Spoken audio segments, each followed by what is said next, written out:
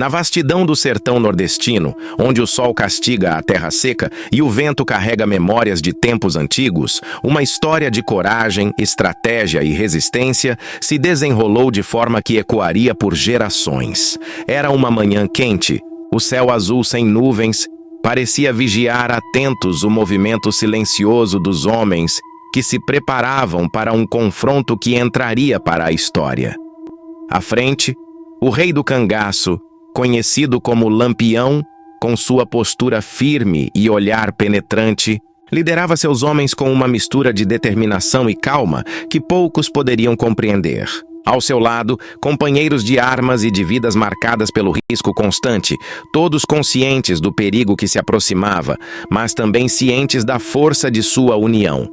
Do outro lado, uma força militar numericamente superior, composta por 300 soldados bem treinados, armados até os dentes com rifles, metralhadoras e bombas de gás, avançava pelo sertão, confiantes de sua superioridade numérica e tecnológica. O confronto prometia ser uma batalha épica, uma luta desleal em números, mas não em coragem ou astúcia. Os militares, sob o comando de um capitão experiente, acreditavam que a simples quantidade garantiria a vitória.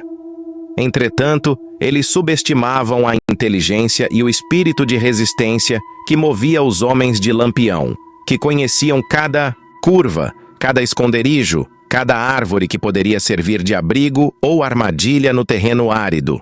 Naquele dia, a estratégia foi traçada com minúcia.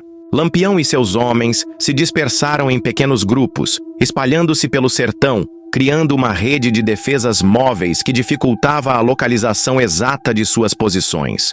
A ideia era transformar o campo aberto em uma armadilha, usar o conhecimento do terreno às suas vantagens.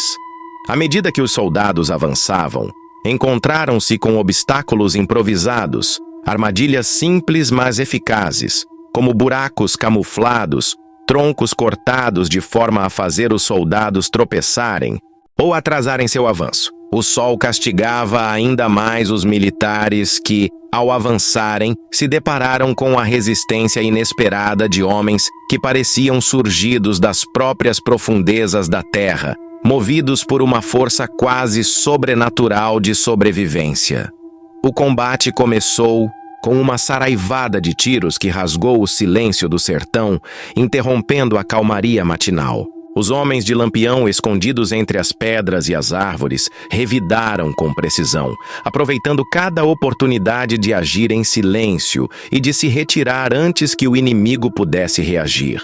As balas uniam pelo ar, deixando marcas no chão e nos corpos que tentavam avançar. Os soldados, surpreendidos pela resistência feroz, tentaram cercar os grupos, mas a tática de dispersão dificultava que eles conseguissem uma formação coesa. Lampião, com seu jeito de líder nato, comandava a batalha com uma calma que parecia desafiar a própria lógica do conflito. Enquanto os outros homens recarregavam, ele se lançava à frente, incentivando o combate e mantendo o moral elevado. Era uma guerra de desgaste, uma luta em que cada tiro, cada movimento tinha um peso enorme. Os militares, apesar de sua superioridade tecnológica e numérica, começavam a perceber que aquilo não seria uma vitória fácil. Os homens de Lampião, com sua coragem inabalável, resistiam ao cansaço, às perdas e às dificuldades do terreno. A cada hora que passava, a esperança de que os soldados conseguissem derrotar os cangaceiros diminuía, enquanto a força de resistência do bando se fortalecia, alimentada pelo sentimento de injustiça e de luta por uma causa que transcende a própria sobrevivência. Os civis do sertão, que assistiam à batalha à distância, sentiam o peso daquele momento, como se fosse uma batalha por toda a vida e a história daquele povo. A batalha parecia interminável, uma dança de estratégias e contra-estratégias, de tiros e de silêncio, de coragem e de medo.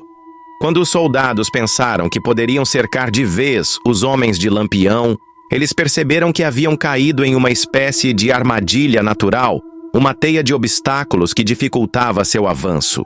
Os cangaceiros, ao perceberem o momento certo, passaram a atuar de forma ainda mais agressiva, aproveitando a confusão criada pela luta de desgaste. Lampião, com seu sangue frio, ordenou ataques rápidos e precisos, usando o terreno a seu favor.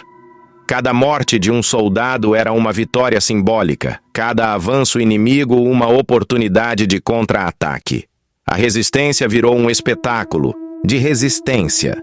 Uma demonstração de que, apesar de tudo, a coragem e a astúcia podem desafiar qualquer força militar. Ao final do dia, quando o sol começava a se pôr, a batalha tinha transformado-se num verdadeiro conflito de resistência e estratégia.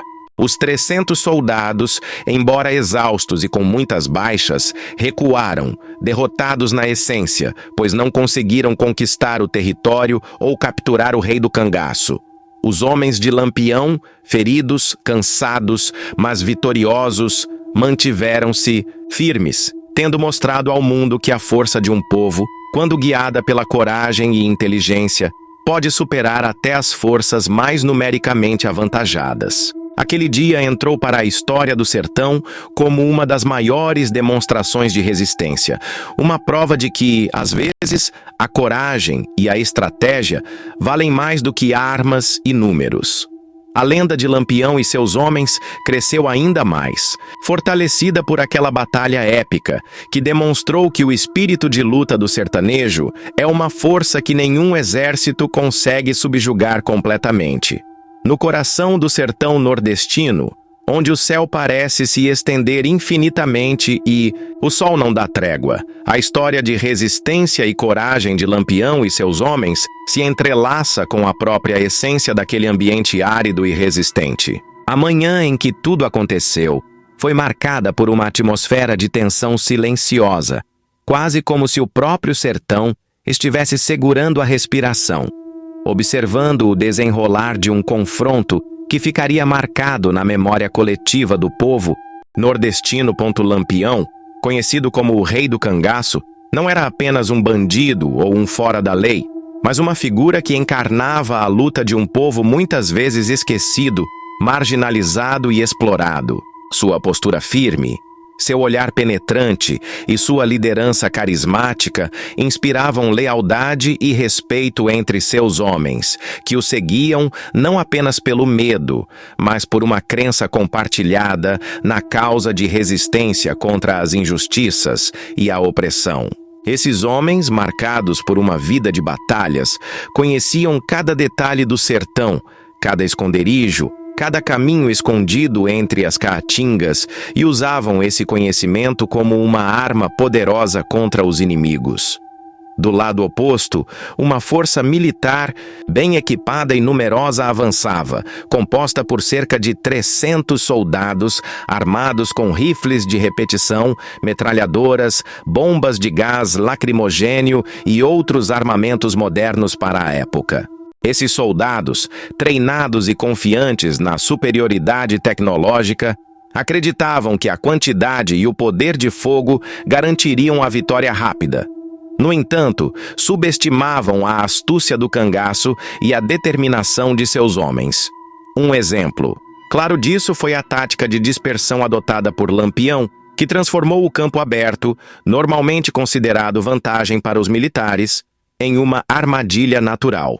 Seus homens se espalharam em pequenos grupos, esconderam-se entre as pedras, as árvores secas e os buracos no chão, criando uma rede de resistência móvel. A estratégia de Lampião incluía também a utilização de obstáculos improvisados, que dificultavam o avanço das tropas. Troncos cortados e camuflados, buracos disfarçados na terra seca, armadilhas simples, porém eficazes, como estacas escondidas e fios de arame, que fazem tropeçar ou atrasar os soldados. Essas ações taticamente inteligentes criaram uma resistência que surpreendeu os militares, que esperavam uma batalha de frente, mas se viram presos em uma teia de armadilhas que dificultava seu progresso. O combate começou com uma saraivada de tiros que rompeu o silêncio do sertão, fazendo-se ouvir como um trovão na manhã seca. Os homens de Lampião, escondidos entre rochas e árvores, revidaram com precisão cirúrgica, aproveitando cada oportunidade para atacar e se retirar antes que o inimigo pudesse reagir com eficácia. As balas zuniam pelo ar, deixando marcas no chão e nos corpos enquanto os soldados tentavam cercar os grupos dispersos. A tática de dispersão dificultava a formação de uma linha de combate coesa, obrigando os militares a se moverem de forma mais lenta e vulnerável. Lampião, com sua liderança nata, comandava a batalha com uma calma quase sobrenatural. Enquanto seus homens recarregavam, ele se lançava à linha de fogo, incentivando o combate e elevando o moral de seus companheiros. Sua presença inspirava coragem, mesmo diante do perigo extremo, e sua estratégia de ataques rápidos e precisos aproveitava o terreno a seu favor. Cada morte de um soldado, cada avanço inimigo frustrado era uma vitória simbólica para o bando, que via na resistência uma forma de afirmar sua existência e sua luta por justiça social e autonomia.